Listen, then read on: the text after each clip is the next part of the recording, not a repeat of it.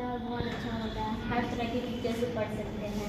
इस टीचर का नहीं समझ में आया दूसरे टीचर से पढ़ सकते हैं। हर तरह का सुविधा ऑनलाइन में उपलब्ध होता है। हम लोग भी ऐसे ही हैं, इस चीज़ से भी ऑनलाइन स्टडी बेहतर है। और इसमें मैं एक चीज़ और ऐड करना चाहती हूँ कि ऑनलाइन में हमारा टाइम भी बचता है। जो हम लोग ऑफलाइन में जाकर एक टाइम भी जाता है और थक भी जाते हैं, लेकिन ऑनलाइन हम लोग आराम से घर पे बैठ के पढ़ सकते हैं।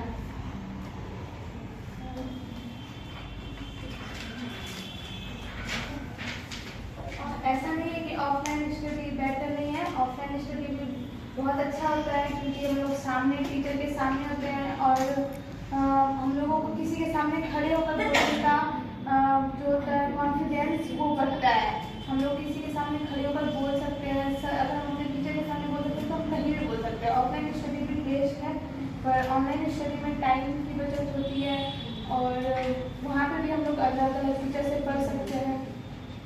लेकिन ऑफलाइन में ये होता है कि सामने वाले टीचर ऐसे हैं कि मुझे पसंद नहीं आ रहा है, उनका पढ़ाई नहीं समझ में आ रहा है, हम वहाँ रह के भी कुछ नहीं समझ पाते हैं, बस बैठे रहते हैं अपना टाइम पास करते रहते हैं। लेकिन ऑनलाइन में ये होता है कि हम इस टीचर से पढ़ रहे हैं, नहीं समझ में आ रहा, दूसरा मारेंगे, तीसरा मारेंगे, चौथा मारेंगे, जहाँ जिसका पसंद आए। हज़ारों टीचर्स मिलते हैं उसमें पढ़ने के लिए।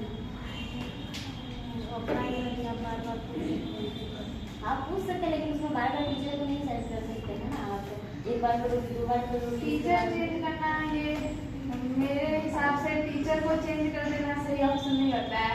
टीचर को हम लोग एक क्वेश्चन जो हम लोगों को नहीं समझ में आ रहा है वो हम लोग बार बार पूछ सकते हैं और वो हम लोगों को अलग अलग तरीके से भी बताएंगे। हर एक 2-3 मेथड से बताते हैं। जैसे कि हम लोग मैथ का सॉल्यूशन करते थे ट्यूशन में, ऑफलाइन ही पढ़ते थे, तो उसमें हम लोग जो चीज़ समझ में नहीं आता था तो हम लोगों को फर्स्ट मेथड से बताते थे, फिर अगर उससे समझ नहीं आता तो सेकंड से बताते थे। ऐसे करके भी बता सकते हैं। हाँ ठीक है, ये भी चलो चेंज भी करते हैं, क्योंकि उनका अगर टाइम पे समझ में नहीं आया, ऑफलाइन करते हैं कुछ टीचर का अगर टाइम पे समझ में नहीं आया, ऑनलाइन करते हैं 3-4 टीचर से मन हो दूसरा चेंज करने का, तो उससे मतलब कि उनका लैंग्वेज समझ में नहीं आया तो चलो इनका करते हैं। ऐसे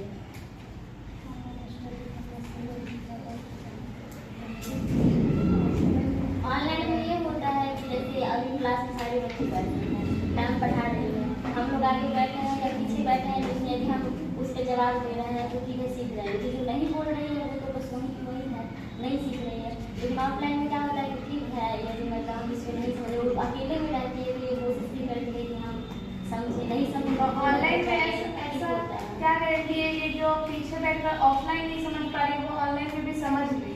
वो समझती तो है पढ़ाई को ऑनलाइन पे, लेकिन क्या होता है कि सामने जो टीचर रहते हैं वो बोल नहीं पाते हैं। हाँ, तो ये नहीं है कि ऑफलाइन मतलब अच्छा नहीं है कि अपना डेवलप कर सकती हो वहाँ पे, लेकिन कभी कभी ये होता है कि कुछ भी तरीके नहीं होता है। लेकिन ये होता है जब सीख भी नहीं पाती उस तरह से, तो चीज़ें बोले ना कि हमको आता है कि हम कुछ नहीं है। लेकिन ऑनलाइन ऑफलाइन में क्या होता है कि वो सोचती है हम लेकिन उसका बोलना चाहती है, रूम में बोल सकती है, डिस्कशन कर सकती है, बच्चे की नहीं ये पढ़ सकते ऑनलाइन, लेकिन वो यहाँ नहीं बोल सकती। ऑनलाइन ऑफलाइन तो लो ही रहेगा ना, वो तो कहीं पे खड़े होकर अगर इंटरव्यू में ही जा रही है, किसी इंटरव्यू में वो जा रही है तो वो किसी कॉन्फिडेंस उसका कॉन्फिडेंस तो लो हो जाएगा, वो किसी टीचर के सामने अपने बातों को नहीं रख पाएगी। जो उनसे पूछा जाएगा इंटरव्यू में वो तो उसका जवाब नहीं दे पाएगी। हाँ, लेकिन ये बात जरूरी नहीं है कि ऑनलाइन पढ़ने वाले बच्चे में कॉन्फिडेंस नहीं रखते हैं। अभी तो कोरोना टाइम में हमने देखा है कि बहुत ऑफलाइन से बहुत बेटर गया है, और स्टूडेंट बहुत अच्छे बन गए हैं और उन्होंने कोचिंग